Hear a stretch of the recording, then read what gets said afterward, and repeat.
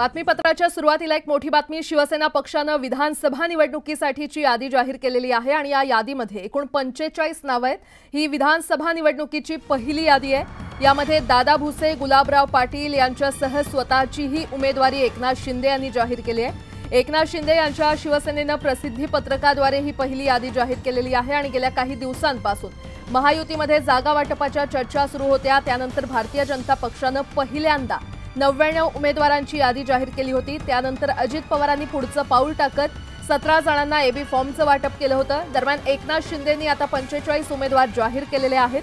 शिवसेनेच्या पहिल्या यादीमध्ये मंत्री उदय सामंत यांच्या नावाचा समावेश आहे। शिवाय सामंत यांचे बंधू किरण सामंत यांना राजापूरमधून उमेदवारी जाहीर करण्यात आलेली आहे। तर दापोलीमधून योगेश कदम यांना तिकीट देण्यात आलेलं आहे। मात्र गुहागर विधानसभा मतदारसंघाची जागा पहिल्या यादीत जाहीर करण्यात आलेली नाहीये।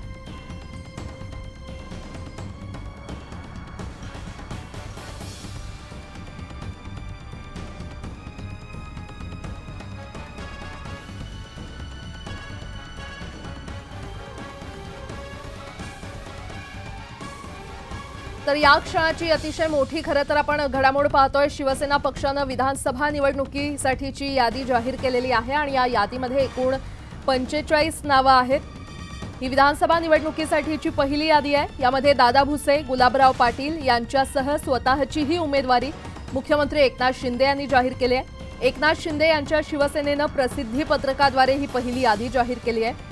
गेल्या काही दिवसांपासून महायुतीमध्ये जागा वाटपाच्या चर्चा सुरू होत्या आणि त्यानंतर भारतीय जनता पक्षाने पहिल्यांदा 99 उमेदवारांची यादी जाहीर केली होती। त्यानंतर अजित पवारांनी पुढचं पाऊल टाकत 17 जणांना एबी फॉर्मचं वाटप केलं आणि आता शिवसेनेचे हे उमेदवार आपण पाहतोय। कोपरी पाचपाखाडीतून एकनाथ शिंदे स्वतः लढणार आहेत, तर खानापूर आटपाडीमधून सुहास बाबर यांना उमेदवारी देण्यात आली आहे। पाटणमधून शंभूराज देसाई यांना उमेदवारी देण्यात आलेली आहे। तर तिकडे कोरेगाव सातारा मतदारसंघातून महेश शिंदे यांना उमेदवार म्हणून जाहीर करण्यात आलेला आहे। 45 उमेदवारांची यादी शिवसेनेकडून जाहीर करण्यात आलेली आहे। त्यामध्ये सांगोला विधानसभा मतदारसंघातून पुन्हा एकदा शहाजी बापू पाटीलच लढतील।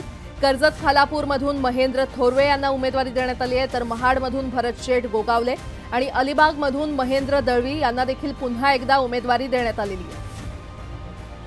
तिकडे राधानगरी मतदारसंघात प्रकाश आबिटकर, अंबरनाथमधून डॉक्टर बालाजी केणीकर, उमरगा लोहारामधून ज्ञानराज चौगुले यांना उमेदवारी देण्यात आली आहे, तर वैजापूर मतदारसंघातून प्राध्यापक रमेश बोरनारे यांना उमेदवारी जाहीर करण्यात आली आहे। दरम्यान बुलढाण्यातला आपण पाहतोय उमेदवार संजय गायकवाड यांना उमेदवारी देण्यात आलेली आहे। कल्याण पश्चिममधून विश्वनाथ भोईर यांचं नाव समोर येत आहे। भिवंडीमधून शांताराम मोरे यांना उमेदवारी जाहीर करण्यात आलेली आहे, तर पालघर मतदारसंघातून श्रीनिवास वनगा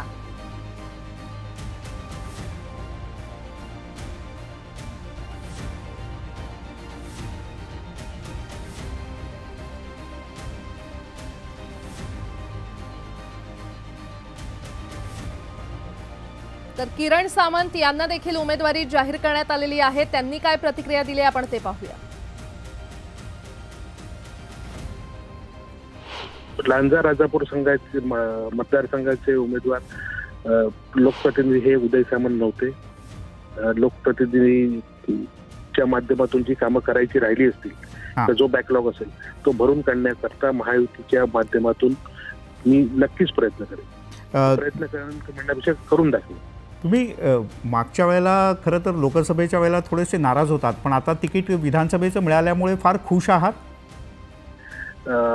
मी लोकसभेला इच्छुक जरूर होतो, परंतु माननीय मुख्यमंत्री एकनाथ शिंदे साहेब आणि देवेंद्र फडणवीस साहेबांनी तसंच अजित पवार साहेबांनी जे मला आदेश दिले त्याप्रमाणे मी विधानसभा लढवण्यास तयार झालो आहे आणि मी ते जे त्यांच्या मनातला मतदारसंघातली डेव्हलपमेंट आहे, विकास आहे, तो मी त्यांना नक्कीच करून दाखवेन। शिवसेनेची पहिली यादी जाहीर झाली आणि त्यामध्ये प्रामुख्याने बुलढाणा मतदारसंघाचे आमदार संजय गायकवाड यांचं नाव त्या ठिकाणी आलेलं आहे। त्यांना पुन्हा एकदा शिवसेनेने संधी दिलेली आहे। स्वतः संजय गायकवाड आपल्यासोबत आहेत। भाऊ, मला एक सांगा, पुन्हा पक्षाने संधी दिली, कसं पाहताय? नाही, हे तर वर्षभरापूर्वीच शिंदे साहेबांनी जाहीर केलं होतं की माझे 50च्या 50 आमदारांना मी निवडून आणेल, पुन्हा निवडून आणेल। त्याच्यामुळं 1 वर्ष आधीच त्यांनी हे सगळं करून सांगितलं होतं.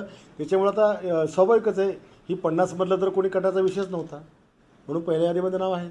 पहिल्यामध्ये यादीमध्ये नाव आहे. कुठला एम घेऊन जनतेसमोर जाणार पुन्हा एकदा? हे जनतेसमोर मी आतापर्यंत जे केलं ते महाराष्ट्रातल्या कुठल्याच आमदाराने किंवा कुठल्याच राज्यात मतदारसंघात हे झालेलं नाही आहे. एवढं काम मी या ठिकाणी केलं. आणि पुढचा जो दृष्टिकोन माझा आहे की मला हजारो 20,000च्या वर लोकांना नोकऱ्या, रोजगार, MIDCची व्याप्ती वाढवणे, टेक्स्टाईल पार्क आहे, फूड पार्क आहे, रेल्वे लाईन्स आहे, एअरपोर्ट आहे, या सगळ्या गोष्टी पुढच्या काळामध्ये करायच्या आहेत. आणि माझ्या बुलढाणा जिल्ह्याचं काही जे वैभव मागच्या काळातलं होतं की आम्हाला उन्हाळ्यामध्ये सुद्धा सकाळी 10 वाजता रजाई घेऊन झोपावं लागायचं, त्या काळामध्ये ते दिवस मला पलटून मला तेच पुनर्वैभव या शहराला प्राप्त करून द्यायचं आहे. राहुल खंडारे, न्यूज 18 लोकमत, बुलढाणा. बातमीपत्रामध्ये आता आपण पाहणार आहोत सकाळच्या महत्त्वाच्या 100 बातम्या. सुरुवात करूयात.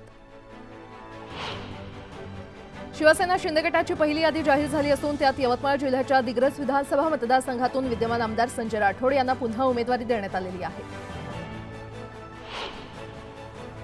शिंदे शिवसेनेच्या पहिल्या यादीत नांदगाव विधानसभा मतदारसंघातून पुन्हा एकदा आमदार सुहास कांदे यांना संधी देण्यात आली आहे. यावेळी कार्यकर्त्यांनी फटाक्याची आतिषबाजी करत जल्लोष केला. माझ्या विरोधात उमेदवार ठरला असून तुतारीवर असो किंवा मशालीवर उमेदवार गुलाबराव देवकर हेच आपल्या विरोधात निवडणूक लढवणार असल्याचे मंत्री गुलाबराव पाटील यांनी स्पष्ट केलं. आपलं गणित चुकत नाही, मात्र तुम्ही चुकू नका असं आवाहन त्यांनी कार्यकर्त्यांना केलं. अजित पवार गटाचे मुख्य प्रवक्ते उमेश पाटील यांनी पदाचा अखेर राजीनामा दिलाय. यावेळी त्यांनी सुनील तटकरे यांना काही खोचक सवाल केले. उमेश पाटील शरद पवारांच्या राष्ट्रवादी काँग्रेसमध्ये परतण्याची शक्यता आहे. उमेश पाटील यांनी मंगळवारी शरद पवार यांच्या गाडीतून प्रवास केला. दरम्यान त्यांना पक्षामध्ये घेण्यास आमदार रोहित पवार यांनी मात्र विरोध केलाय. लवकरच महाविकास आघाडीचं जागावाटप जाहीर होईल. या जागावाटपात काँग्रेस सर्वाधिक जागा लढवणार आहे. काँग्रेस 105 ते 110, शिवसेना ठाकरे 90 ते 95, तर शरद पवार यांची राष्ट्रवादी 75 ते 80 जागा लढवण्याची शक्यता आहे. महाराष्ट्राच्या राजकारणात आणखी एक ठाकरे मैदानात उतरणार आहेत. माहीम विधानसभा मतदारसंघातून मनसे अध्यक्ष राज ठाकरे यांचे पुत्र अमित ठाकरे निवडणूक लढवणार आहेत.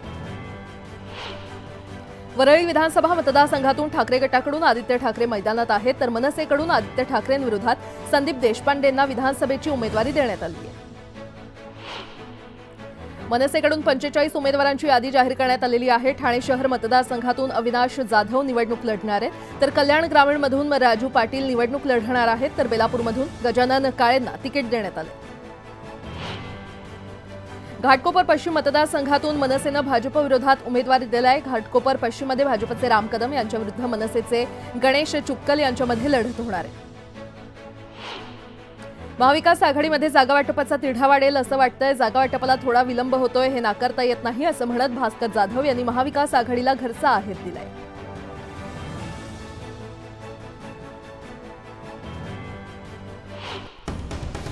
आता एक मोठी बातमी. महाविकास आघाडीचा जागावाटपाचा फॉर्म्युला ठरल्याची माहिती समोर आलेली आहे. महाविकास आघाडीच्या जागावाटपाचा तिढा सुटल्याची माहिती सूत्रांकडून देण्यात आली आहे. काँग्रेस 105, ठाकरे 95, तर शरद पवार गटाला 84 जागा देण्यात आल्याची माहिती मिळते. महाविकास आघाडीची आज दुपारी पत्रकार परिषद होणार आहे आणि या पत्रकार परिषदेत जागावाटपाची घोषणा होण्याची शक्यता आहे.